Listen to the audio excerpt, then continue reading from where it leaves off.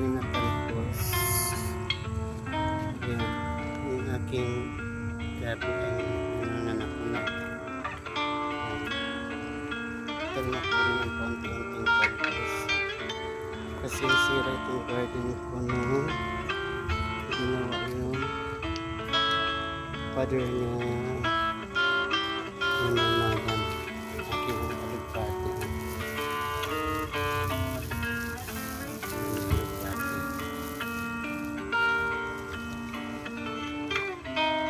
Ayan, ang hirap ng linisin kasi super ano na yung gano'n. Yung aking mga tanglad, ayan na siya, matanda na. Magta-transplant ako ulit next hindi ako busy, magtatanim ulit ako ng bago para maging bata pa siya. Tsaka yung papaya ko, lukot nagkasakit siya pero may bunga siya, hindi ko pa napipitasan yan. Yun naman, puro na damo yung daming wild na patola. Natalo na yung kamote ko. Yung kamote ko andyan hindi ko pa, na-try ko na 2 beses bungkal sa puno niya. Wala akong nakitang laman, maliliit. Yan. Ganito na itsura ng likod. Yung dati ito, pintuan ito dati. Dito ako lumalabas. Pasok. Ngayon sarado na siya. Pader na. Yan, andun na yung pintuan sa gate. Yan. Pag nagtag-araw na, aayusin ko ulit ang aking garden. Yan, lilinisin ko yan dyan, yan mga yan. Yan. Hanggang doon. Dadamuhin ko yan at ako'y magtatanim ulit na mapanibagong mga tanim. Kasi itong mga buwal patola pagka ito inagapan mo, hindi naman yan lalagay ng ganyan. Pero ang dami pang mga talbos yan. Ang dami pang kamote. Pilit lumalaban. Pero ang karamihan dyan ay patola, wild patola. Pero may mangilang-ilan pa rin kamote na lumalaban. Pag nagtag-araw na ulit, patuyo na ang ilalim ng lupa. Ayan ay bubungkalin ko ulit. Itong gabi para ramihin. Kasi masarap, mahilig ako sa laing. So ayan guys, na-tour ko na kayo. It's time to park. Hello guys, good day. Magandang araw po sa ating lahat. Kahapon ng hapon pumunta ako ng aking garden at nag-ikot-ikot ako doon. So nakita ko marami siyang dahon, marami siyang talbos na pwedeng maigulay. Kaya namitas ako ng gulay. Kasi naisip ko parang gusto kong magluto ng lawot-lawot, gulay na isang putahe na sa amin sa Bisaya madalas naming iluto. Ano siya, halo-halo siyang gulay. Kahit anong gulay, kahit ano pwede mong ihalo, basta ginataan. So nakapitas ako ng talbos ng kalabasa, merong talbos ng kamote, talbos ng alugbati, saluyot, merong konting kangkong, and then may malunggay. So ang ginawa ko, niluto ko siya ng ginataan kasi namimiss ko ang lawot-lawot ng lately. Hindi pa kasi ako makauwi kasi nga sa biyahe mahirap. So samahan niyo ako guys, lulutuin ko ang simpleng lawot-lawot. Wala lang po siyang sahog, as in gata lang at sibuyas. Then kumuha ako ng tanglad. So samahan niyo ako.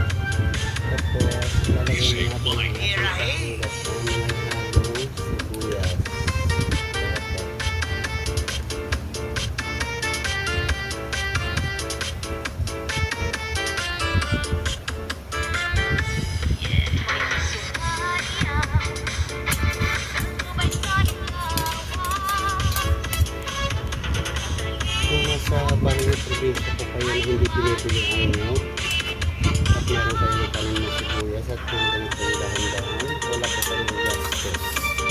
Hindi po rin po ang patuloy na namin siya.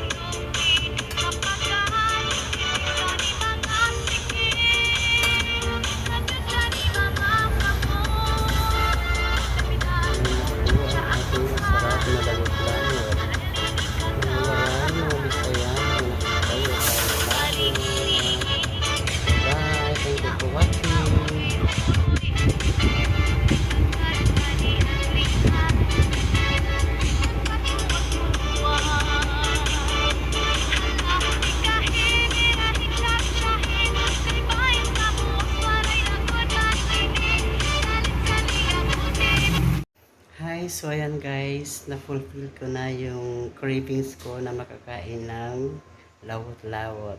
I hope na nagustuhan niyo po ang aking video, kahit simple at hindi kompleto ang aking lawot-lawot. At least na-fulfill ko yung cravings ko.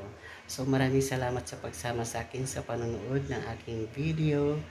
At kung bago pa lang po kayo sa aking channel, huwag niyo pong kakalimutan i-subscribe ang Mhamat's Corner. Paki-like po ng aking video at paki-hit din ng notification bell para updated po kayo sa lahat ng aking uploads. Pwede rin po kayong mag-join sa aking channel. Tingnan nyo na lang po yung aking join button. Makikita nyo po doon. It's a very affordable. Maraming salamat. Bye-bye!